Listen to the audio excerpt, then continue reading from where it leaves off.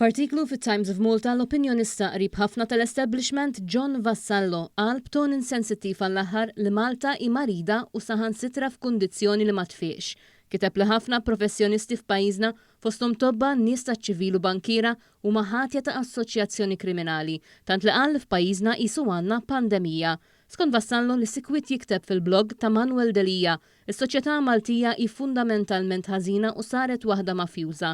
Dan jiġbaħ ħafna d-diskors tal-eks kandidat Nazzjonalista Salvu Mallia li jgħid li f'Malta hawn kultura tal-piraterija.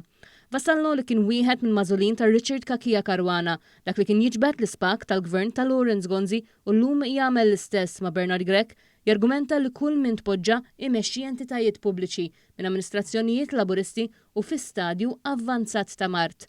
Dan it-tip ta' diskors u sinonimu ma' dak adottat mill-Establishment Nazzjonalista b'nies bħal Louis Gallia li inserta reġa' tfaċċa f'diversi attivitajiet tal-kampanja nazzjonalista.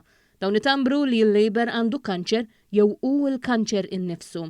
Vassallo jtenni li anka dawk li xi darba vvotaw għal Partit Laburista huma morda. Fi kliemu all are guilty, all are sick. Min barra hekk l-eks Ambaxxatur fi Brussell taħt Gvern Nazzjonalista jattakkaw wkoll lil dawk il-barranin li ġew jinvestu f'pajjiżna. Sostna li dawn suppost wara li semgħu bl-allegazzjonijiet ta' korruzzjoni messhom kollha għalqu l-fabbriki u n-negozji tagħhom u telqu minn pajjiżna, simili għal kif kienu jtambru u jxewxu fis-sebgħinijiet kontra l-Gvern Laburista. Il-fatt li dan mamluħx għal Vassallo qed juru li anka huma morda. Vassallo enfasizza wkoll li biex pajjiżna jfiq dawk li jivvotaw lil Labour issa jridu joħorġu jivvotaw għall Partit Nazzjonalista.